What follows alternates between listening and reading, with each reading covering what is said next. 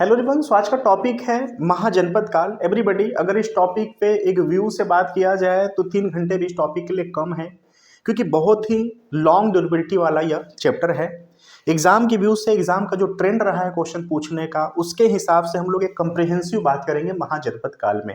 Actually जो महाजनपद काल में जो 16 महाजनपद हैं, उसमें से जो 4 महाजनपद हैं वो काफ़ी शक्तिशाली रहे हैं, जैसे कि मगध है, अवंती है, वत्स है, कौशल है। ये जो महाजनपदें हैं काफ़ी शक्तिशाली रही हैं।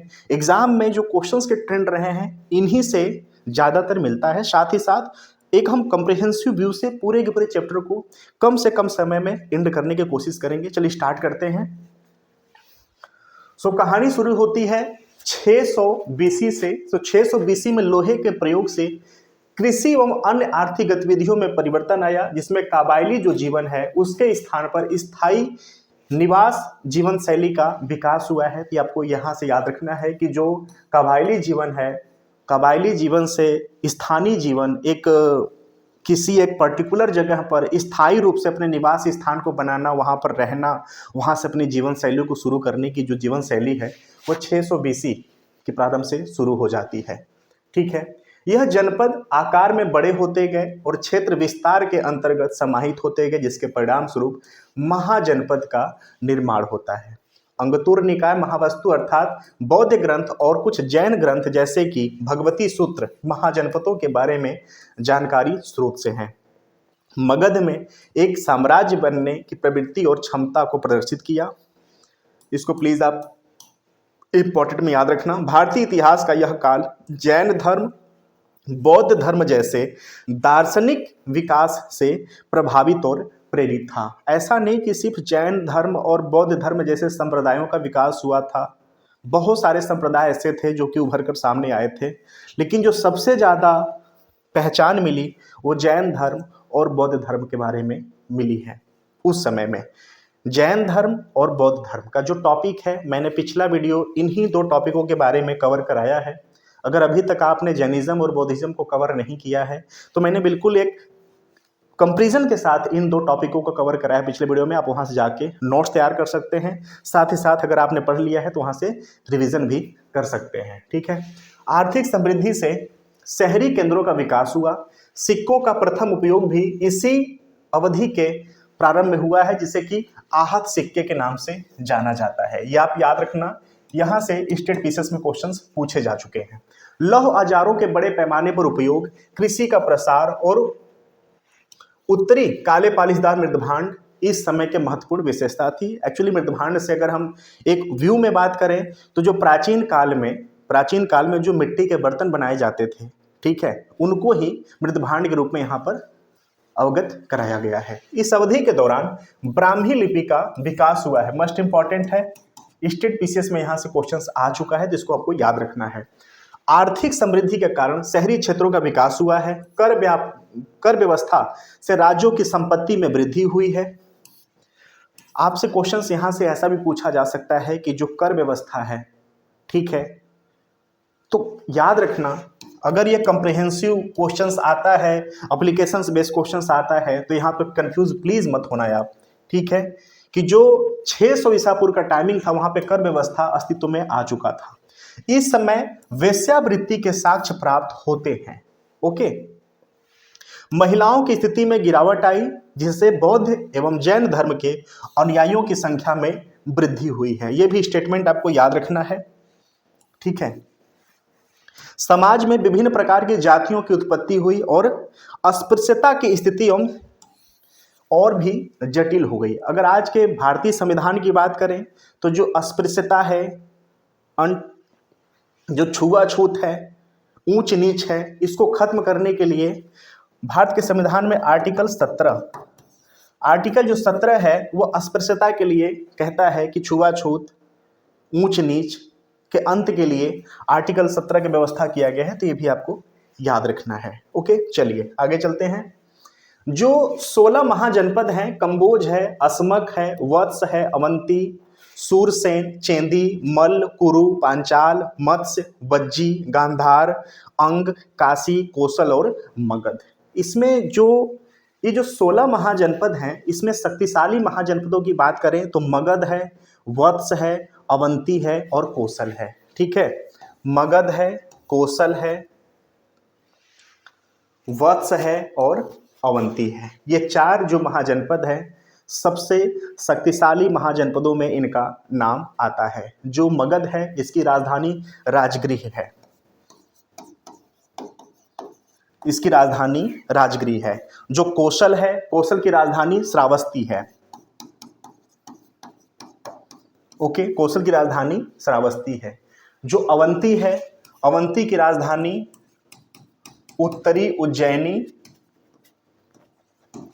और दक्षिणी महिष्मती। ओके, महिष्मती। जो वत्स है, क्लियर, वत्स की जो राजधानी वो है कौशाम्बी।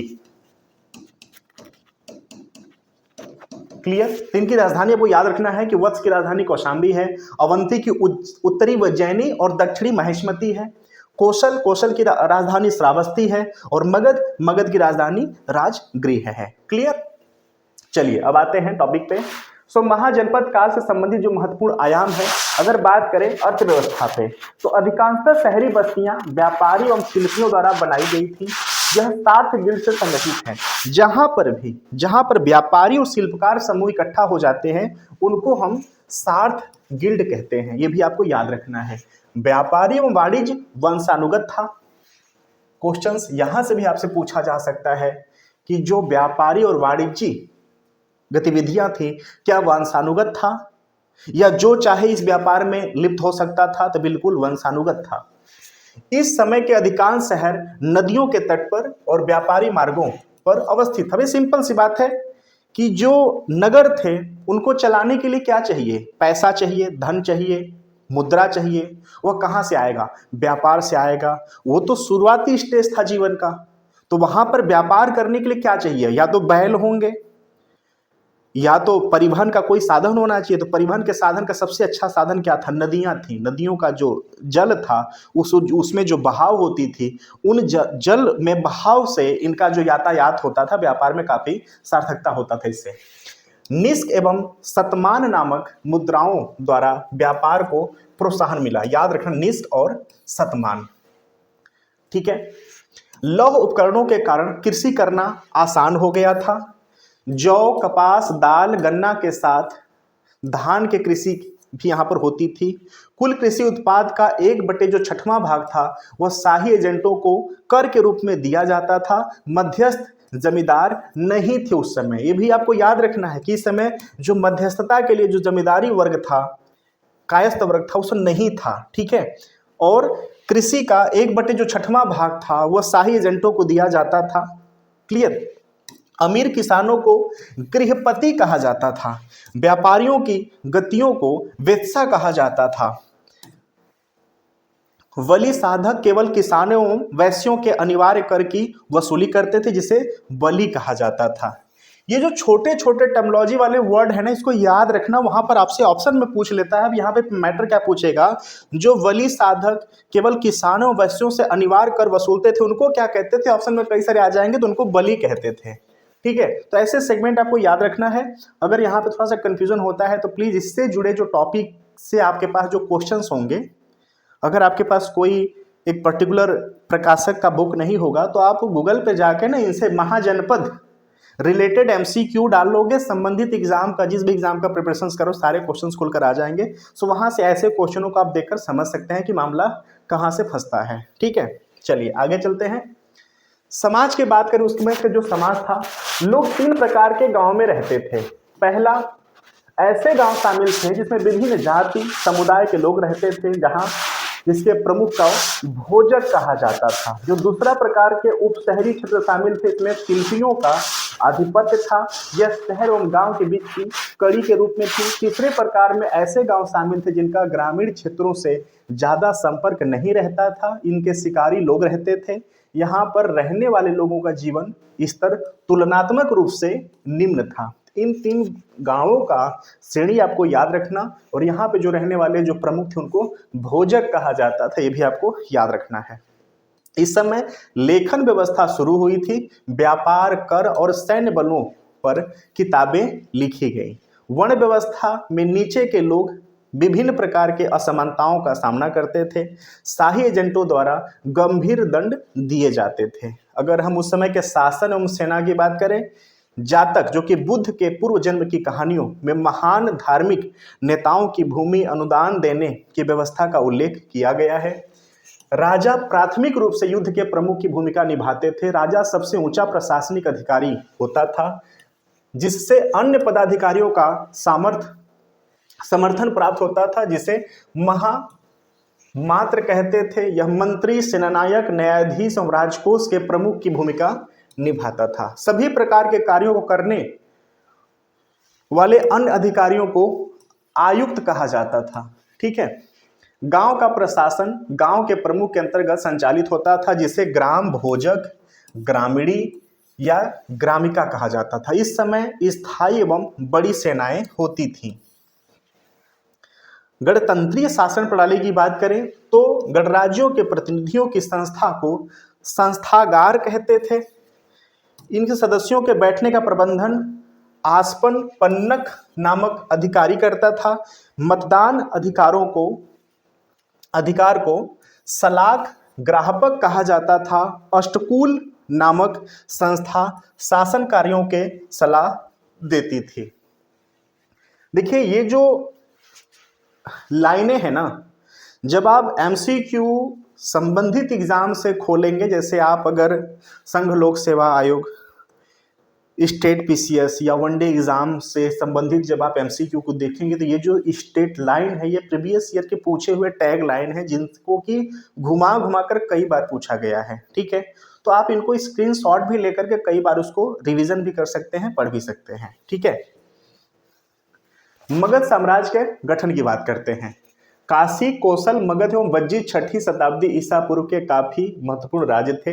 यह राज्य अधिकार प्राप्ति के सैकड़ों वर्षों तक लड़ते रहे। मगध विजयी राज्य के रूप में उभरा और यह उत्तर भारत में राजनीतिक गतिविधियों का केंद्र बन गया।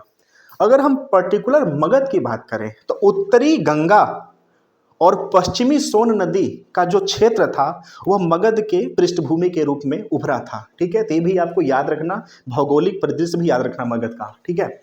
मगध के उदय के कारण सामरिक क्षेत्र, राजगीर एवं पाटलिपुत्र, संसाधनों की प्रचुरता जैसे कि लोहा, गंगा के मैदान की जलोढ़ का होना, युद्धों में हाथियों का बड़े पैमाने पर प्रयोग किया जाना, मगध के समाज का विकासात्मक दृष्टिकोण, बिंबिसार एवं अजातशत्रु जैसे सक्षम, दक्ष एवं महत्वाकांक्षी शासकों का यहाँ पर होना। ठीक है। आते हैं हर्यक वंश पे। बिंबिसार जो कि 542 से 493 ईसा पूर्व से संबंधित इसका कार्यकाल है बिंबिसार का। बिंबिसार मगध का प्रथम प्रमुख शासक था। यद्यपि बिंबिसार बौद्ध धर्म का संरक्षक भी था, फिर भी बौद्ध संतों से इसकी वंशावलियों का जो उल्लेख है नहीं मिलता है। क्वेश्चंस यहां से भी आ चुका है, याद रखना, पूछ लेगा कि बिंबिसार, ठीक है, उदयन, ऐसे 4-5 शासकों का नाम पूछ लेगा और पूछेगा कि किस धर्म से, किस संप्रदाय से जुड़े हुए थे। तो याद रखना कि बिंबिसार जो है वो बौद्धिज्म से जुड़ा हुआ व्यक्ति था। बिंबिसार की राजधानी राजगिरी थी। बिंबिसार को सेनिया कहा जाता था, अर्थात ऐसा व्यक्ति जिसके पास सेना हो, एक अच्छे मामले, मतलब एक बड़े व्यू में जिसके पास सेना, उसको सेनिया कहा जाता था। वैवाहिक संबंधों द्वारा बिंबिसार एवं कौशल और वज्जी के समकालीन शासकों के बीच में मधुर संबंधों का बढ़ावा मिला। बिंबिसार ने अपने राज्य वैद्य जीवक को अवंती का राजा चंड प्रद्योत की सेवा में भेजा था। बिंबिसार ने अंग देश के शासक को पराजित कर उसे अपने राज्य में मिला लिया। प्रशासनिक मशीनरी के मजबूत होने के साथ राज्य की शक्ति को बढ़ावा मिला। बौद्ध साहित्य में 80,000 ग्रामिका जो कि गांव के मुखिया होते थे का उल्लेख मिला है। ठीक है। अजातशत्रु पे आते हैं। अजातशत्रु का जो समय था वो 492 ईसा पूर्व से 460 ईसा पूर्व का रहा है। अजातशत्रु ने अपने पिता बिंबिसार की हत्या कर दिया, हत्या करके सत्ता को हासिल किया। इसने विस्तारवादी नीति को अपनाया और कौशल एवं वज्जी को पराजित किया। बिंबिसार एवं अजातशत्रु दोनों ही बुद्ध के समकालीन थे। उदयन पे आते हैं। 460 ईसा पूर्व से 444 ईसा पूर्व का समय है। श्रीलंका के बौद्ध साहित्य महावंशम के अनुसार अजातशत्रु के पुत्र उदयभद्र, जिसको कि उदयन कहते थे, ने अजातशत्रु के बाद लगभग 16 वर्षों तक शासन किया। इसने गंगा एवं सोन नदी के संगम पर पाटलिपुत्र नामक नगर बसाकर किला बनवाया और राजगृह के स्थान पर पाटलिपुत्र को मगध साम्राज्य की राजधानी बनाया। ये क्वेश्चंस बीपीएससी में भी कई बार आ चुका है, वनडे एग्जाम में कई बार आ चुका है। प्लीज इसको आप अपनी मेमोरी में बैठाकर कई बार रिवीजन कर लेना। हर्यक वंश का अंतिम राजा उदयन का पुत्र नागदशक था। इसको उसके अमात्य शिशुनाग के पदच्युत यानी कि पद से हटाना, पदच्युत कर मगध की गद्दी पर अधिकार कर लिया और शिशुनाग नामक नए वंश की नींव रखी गई। शिशुनाग पे आते हैं। शिशुनाग वंश, शिशुनाग ने अपने शासनकाल के दौरान अवंती और अन्य जनपदों को जीतकर मगध में मिला लिया। शिशुनाग ने वैशाली को अपनी राजधानी बनवाया और बाद में उसके पुत्र कालाशोक ने पुनः पाटलिपुत्र को राजधानी बनाया। यहाँ से भी क्वेश्चंस कई बार आ चुके हैं। कालाशोक के शासनकाल में वैशाली 383 ईसा पूर्व में बौद्ध धर्म की द्वितीय संगति का आयोजन हुआ। जो पिछला क्लास था बौद्धिज्म और जैनिज्म से, वहां पर मैंने इसका चर्चा किया था। इसको प्लीज आप स्क्रीनशॉट ले लो या प्लीज नोट डाउन कर लो। यहाँ से भी क्वेश्चंस कई बार आए हुए हैं। ठीक है, कि जो द्वितीय संगति था बौद्ध का 383 ईसा पूर्व, समय काल क्या था? तो शिशुनाग वंश का समय था। इसको भी आपको याद रखना। ठीक है, आते हैं नंद वंश पे। महापद्म नंदम जो कि शूद्र वंश से संबंधित था, मगध में नंद वंश की आधारशिला रखी। महापद्म नंद एक प्रभावशाली शासक था। उसके पश्चिम में ब्यास नदी से लेकर पूर्व में बंगाल की खाड़ी तक अपने शासन का विस्तार किया। पुराणों में इसे सभी क्षत्रियों का नाश करने वाला एक राठ के रूप में संदर्भित किया गया है। इसने इच्छाकू, पांचाल, काशी, कलिंग जो कि राजा खारवेल के हंथिंग गुफा शिलालेख, असमक, कुरु, मैथिली, सुरसेन व मैसूर के कुछ क्षेत्र जो कि 12वीं शताब्दी के मैसूर शिलालेख पर जीत हासिल की। प्रमाण संबंधित इसके दरबार में कल्पक एवं सकताला नामक के जैन मंत्रियों से यह प्रदर्शित होता है कि इसका जो रुझान है वो जैनियों के प्रति था। ठीक है, महापद्म नंदम मगध साम्राज्य का एक महान शासक था। धनानंद इसका अंतिम शासक था। क्लियर, यह सिकंदर का समकालीन था। आगे चलकर नंद वंश के शासक लोगों के बीच में लोकप्रिय होते हुए कारण बाद में नंद वंश के पतन के साथ मौर्य साम्राज्य का उदय हुआ। ओके, याद रखना कि जो नंद वंश है, नंद वंश का जो अंत हुआ, फिर मौर्य जो साम्राज्य है, मौर्य साम्राज्य का उदय होता है। क्लियर। प्राचीन भारत में विदेशियों का आक्रमण पाते हैं। भारत पर ईरानी आक्रमण, साइरस द्वितीय के हक्कामानी साम्राज्य की स्थापना की और इसने मगध में बिंबिसार के शासनकाल के दौरान सिंधु नदी के पश्चिम में भारत के क्षेत्रों पर विजय हासिल की और आगे चलकर यह गांधार एवं कंबोज पर विजय प्राप्त करने में सफल रहा। इसके पोते डेरियस प्रथम ने पंजाब एवं सिंध पर विजय हासिल की। इसके परिणाम स्वरूप भारत एवं ईरान के बीच व्यापार को बढ़ावा मिला और भारत में इसकी भाषा, साहित्य एवं कला के प्रभाव में वृद्धि हुई। घंटे के आकार के गुंबद जैसे अशोककालीन स्मारक एवं भारत में खरोष्टी लिपि के आगमन इसके प्रभाव के रूप में देखा जा सकता है। ठीक है, सिकंदर का आक्रमण 327 ईसा पूर्व से 325 ईसा पूर्व का समय। अंतिम हक्कामानी शासक डेरियस तृतीय को पराजित करने के बाद हिंदुकुश को पार करते हुए सिकंदर ने उत्तर पश्चिम भारत में प्रवेश किया, जो कि 327 ईसा पूर्व में हक्कामनी प्रांत था। तक्षशिला के शासक आम्भी के सिकंदर के सामने समर्पण कर दिया। अब आते हैं हाइडस्पीस या झेलम का युद्ध। झेलम एवं रावी नदी के बीच शासन करने वाले पेरिस को पराजित कर सिकंदर ने इस पर अधिकार स्थापित किया। सिकंदर ने पोरस की महानता से प्रसन्न होकर उसको पुनः सत्ता सौंप दी। ब्यास नदी के पूरब की ओर बढ़ने पर सिकंदर ने फौज को उसका साथ देने से मना कर दिया, क्योंकि पूर्व में शासन करने वाले नंद वंश की सेना बहुत विशाल थी, जिसमें सिकंदर की सेना घबरा गई।